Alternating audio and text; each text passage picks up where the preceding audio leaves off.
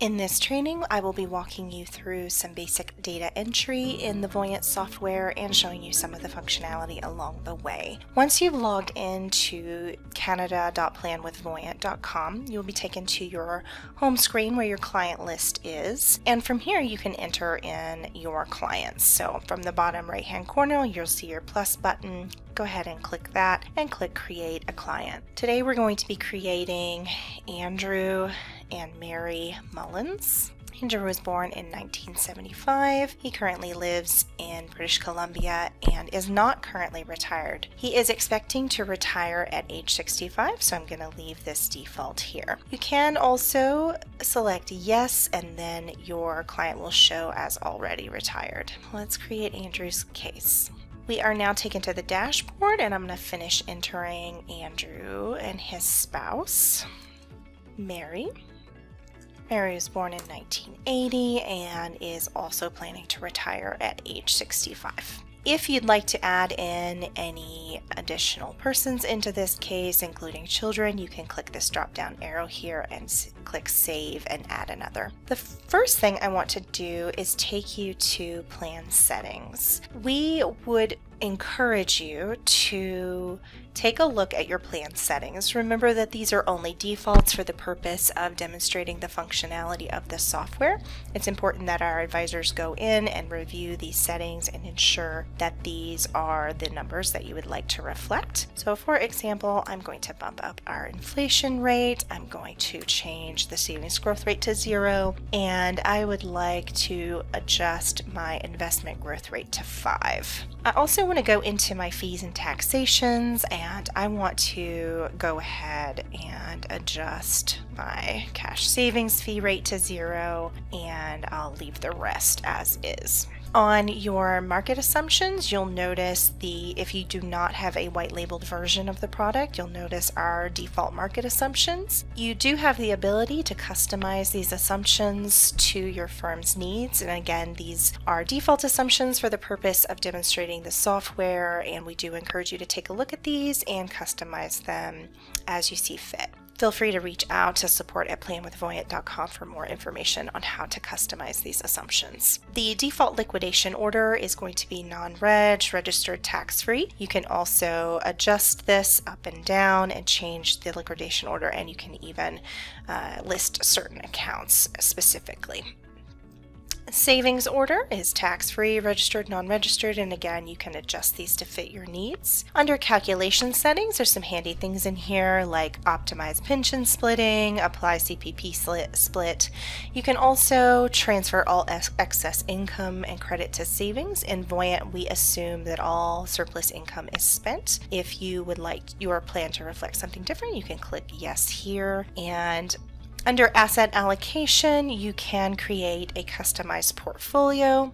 You can also do this through our white labeling service, where you can create various different portfolios that you have saved in here that you can use for your different accounts. Clicking out of here, I also want to show you how to turn on your Inline Help. If you navigate over to your silhouette here in the top right, you will see preferences listed, and you can turn on Inline Help. Select that as yes. Whenever you do that, you will notice different highlighted areas of the software, green underlined dots here. This means that there is a help topic associated with this, and you might have access to various articles and videos and our help information as well, anywhere you see that hyperlink. The first thing that I want to enter, I'm going to navigate back to my dashboard, is the income for my clients so that we can start getting some blue here on the cash flow. So I'm going to enter in employment income for Andrew. That is $150,000 annually, and you'll notice in the timing section that that employment income is going to be in your plan from the plan start until their scheduled retirement date. Then I'm going to click Save and add another, and I'm going to add Mary's income. And same thing for Mary. You'll notice that the employment income starts at the plan start date and ends at her retirement at age 65 here on the timeline. And notice another thing here is the growth rate. So the default growth rate is going to be 3%. This is going to assume that Mary's income will increase 3% year on year. You can edit this figure here. If you would like it to not grow, you can set it as 0, or you can adjust it up or down. Click done. And now you can see that we have income in the plan. So this blue reflects all inflows. So all inflows in the year 2022 is 275, and you can see that basic and total need of 80,398. That's going to reflect the taxes that are estimated on that income. Anytime that you create a client in the plan, you're going to notice under savings and investments these cash sweep accounts. The cash sweep accounts are where surplus funds get swept into if you haven't told the software where to put them. So for example, if there was to be a sale of a property or a large windfall like an inheritance that hasn't been allocated to a specific account, the software would hold those funds in here. You can open up these accounts and select a sweep option. So if you had any investment accounts, they would all be listed in here, and you could select those accounts to be swept into for any of those large inflows. Let's go next to our timeline. The timeline is the framework of the plan. The timing for everything that happens in your client's plan is based on events in Voyant. So anything that happens in a particular year needs an event. This is also a nice place to bring your client to show key life events over time. There are a couple of events that are created automatically in the software. The first would be the retirement events, demonstrated by this little umbrella here and here. These are based on the retirement age that you entered when you first entered your client. Our default mortality age is age 90, but you can click on this and drag it up and down the timeline to adjust the mortality for your plan. There are a couple of key life events that I want to go ahead and enter now while I'm here. The first is going to be a kitchen remodel that they would like to do next year. I've double clicked here on the timeline and I'm entering in the name of this event. You can select the owner as Mary or Andrew, and if you'd like, you can also adjust the year and the age that this occurs by dragging this or simply using the drop down here. I'm going to leave it as 48 for now, and I'm going to change my event icon to the remodel event icon. And I'm going to click save and add another. The next one that I want to enter is a step down for their travel expenses at age 75. Again, I'm going to assign this to Andrew, and I'm going to change it to age 75. And we're going to do a change in our event icon. I'll use the boat. Click done. So you can now see that we have the kitchen remodel icon here at age 48, and then we have the step down in travel expenses at age 75. You can also access these here on the events list by double clicking. We haven't actually assigned any value to these yet, so these are just going to be place markers for timing when we set up our different expenses here in a minute. For goals, which can be accessed by your plus button here and selecting goals. Goals are trackable expenses in Voyant. It's up to you what you categorize as a goal versus an expense. I like using goals for future ambitions rather than have tos. So for example, let's add a goal for that kitchen remodel, and we'll do this as a one-time expense, milestone goal, and we'll say kitchen remodel, and we'll assign that a value of 20,000, and you can rate this as a basic priority all the way up to luxury, and you can adjust the inflation rate. So if this is going to be an expense in the future, the software will calculate a future value based on this inflation rate. You can edit that here if you'd like, and go to the timing section here. And I'm going to select that kitchen remodel icon that I have already put on my timeline. I set that as my start event. If you have a specific fund that this money is going to be coming out of, you could assign it to, say, a savings account that they've been putting money away in for, or an investment account. Otherwise, the software will just look for cash first and then any available assets to draw down from. I'm going to click done. And you can see that goal here is here in your goal section, and based on their current income and expenses in the plan, they have a 100% chance that this is going to be a reasonable goal for them. The next thing I want to add is a retirement spending expense. So I want to go to my plus button again and go to goals, and you see here we have a specific retirement goal. And they have told me that in retirement, they want to be able to spend around $90,000 annually. I'm going to leave this as a basic expense. This is going to reflect their general spending year on year in retirement. And it is going to calculate a future value based on this inflation rate here. And if you double check your timing, you'll see that it automatically starts at the first retirement event in the plan. I'm going to click done. Currently, as we haven't entered any of their retirement or investment assets, they have a very low chance of being able to afford this goal, but we're going to add some more stuff in here in a second.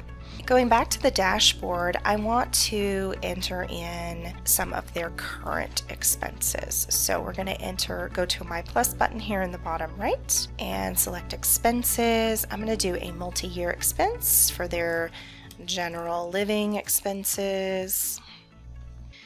Currently, they are spending about $100,000 annually, and these are their basic expenses. And one adjustment that I want to make is I want these expenses to end when that retirement goal starts. So I'm going to set that as my end event, and I'm going to save and add another.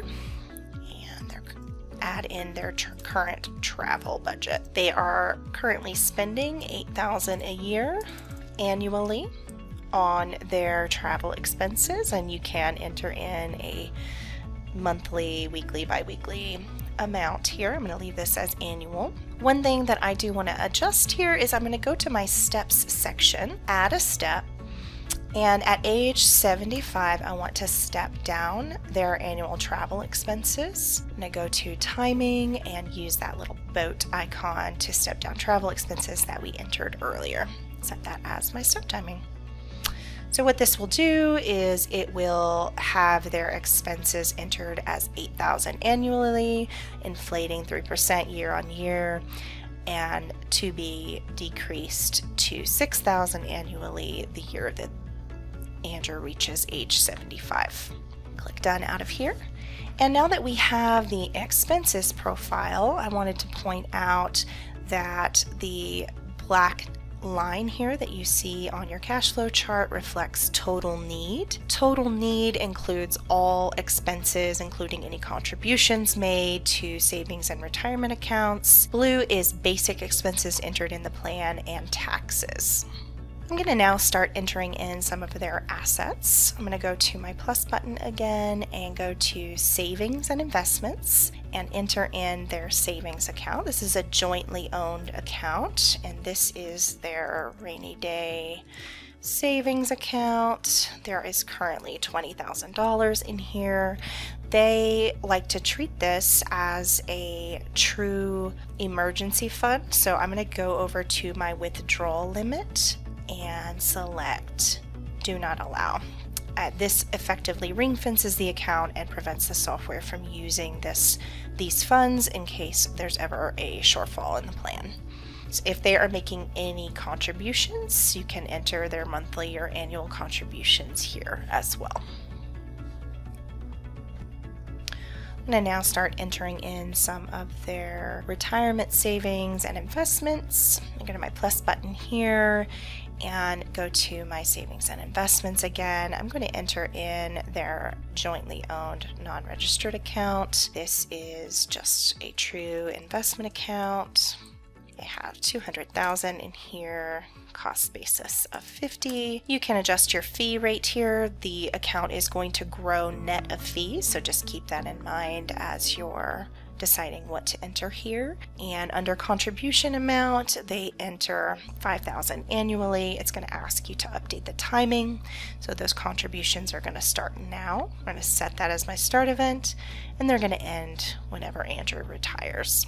The growth on this account, if you look at the growth tab, is going to be set based on your default settings. You can also adjust this in here, or you can choose to grow it by a portfolio and enter in a customized optimize portfolio mix. But for now, I'm going to enter this in as a flat growth rate. Click done. And I'm going to enter in their RRSPs. Go again to my saving and investment tab, retirement savings, enter in Andrew's.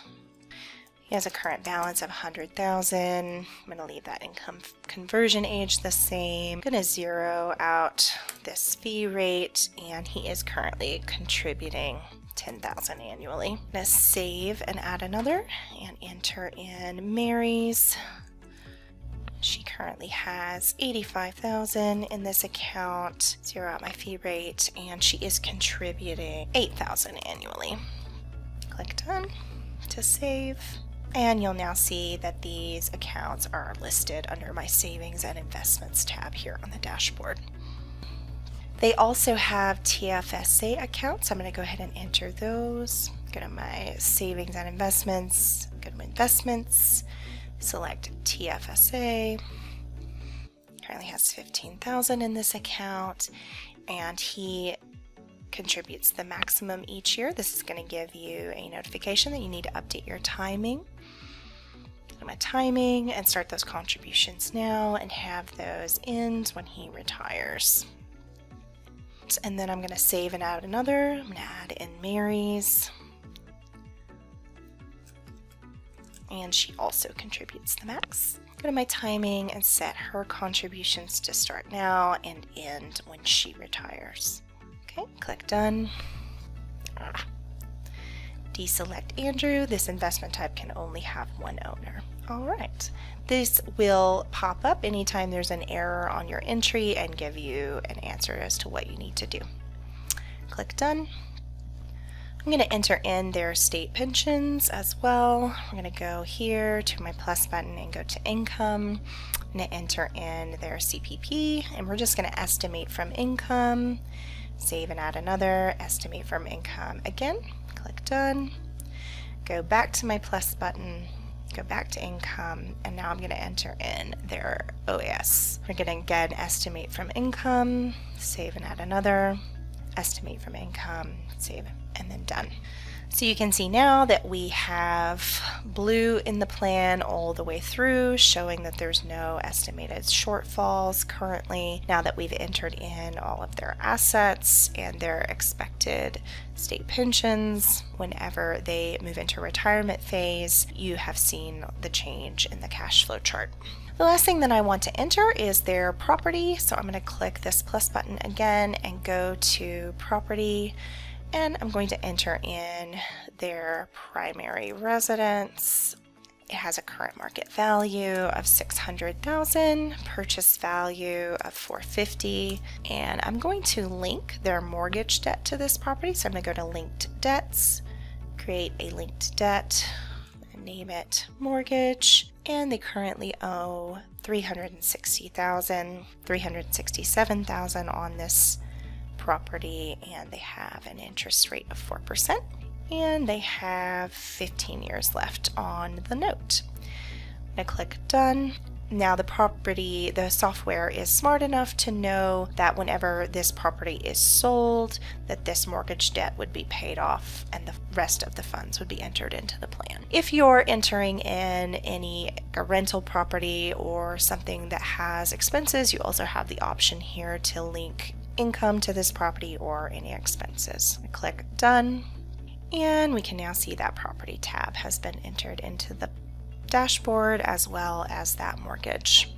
Let's take a tour of the year view screen. So one of the things I like to do is just check that my entries were made in the way that I want them to be. You can click on year view and view the different tabs that you see here. So you can see by moving this slider bar here how things change over time. You can see what expenses are being calculated into the plan, including any taxes, contributions, general living expenses, mortgage, travel, how those are increasing over time. On your investments tab, you can look at how this account is being grown, and again, this is being grown by the 5% growth rate net of the 0.5% fee rate that we had entered in here. I had zeroed out my savings growth rate, so my savings account is just staying at a static $20,000 over time. And whenever you go over to your pensions tab, you can see how many contributions are being made each year, what the estimated end of year balance is,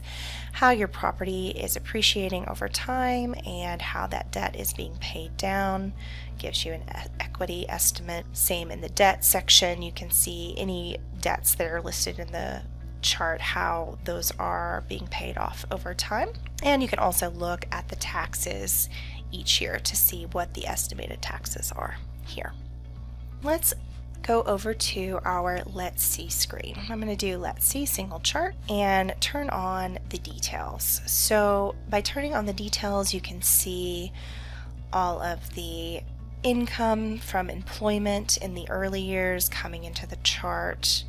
You can see any tax credits that are estimated to be applied, and once they move into the deaccumulation years, you can see what the software is using to fulfill those expenses. You can also hide all and just look at the expense profile in their plan and then slowly build it back in, so you can build back in all of these various sources of income, including their employment, to show how you are meeting these expenses over time. Even in year one, taking a look at their employment income versus their total need, you can have a conversation about their surplus and whether or not these expenses are reflected correctly and whether or not they have money left over each year. Moving over to the Let's See dual chart, you can take a look at the cash flow versus the assets. So you can see how the assets are growing during the pre-retirement years and how they are being drawn down over the retirement years. You can take a look at the end of their retirement years to see what would be left in the plan by turning on the details. You can have a look at what assets are left in the plan, so you can see in this final year they have a illiquid asset of their primary residence. They still have some money left in their RRSPs and TFSAs. So maybe in this scenario there's a conversation that needs to be happening about whether or not they might want to spend a little bit more in retirement, since they will have so many assets left over at the end of the plan. The next thing I wanted to show you briefly is the what if plans. So this is where you can test different scenarios in your plan. You can either create your own customized scenario or you can use one of these guided plan creations. I'm going to use the retire earlier scenario, and let's just take a look at what would happen to our client's plan if they decided to retire in the same year. Right now we have them both retiring at age 65, but since they have so many assets left over, at the end maybe we can look at Mary retiring the same year that Andrew retires. So I'm going to move her umbrella over to the same year that Andrew retires, and so that would put her retiring at age 60. And I'm going to click through and review this change and click through. And it's now created this retire earlier scenario. So click yes, and you can retire earlier based on the outlook in the plan. So we can say, if this is something that they want to explore, retiring in the same year, it looks like based off of the current estimated expenses and assets in the plan that you would be able to do so without experiencing any shortfall. And you can compare these two plans by going to Let's See Compare Plans Chart View. I hope that this was helpful. If you have any questions while you're working in a plan, feel free to reach out to us at support@planwithvoyant.com. You can also click on the name of your client in the top right corner and select Request Support. Type your message in this box and click Share Client Access. This gives us access to take a look at the plan and see exactly what might be happening in each year. Thank you for listening.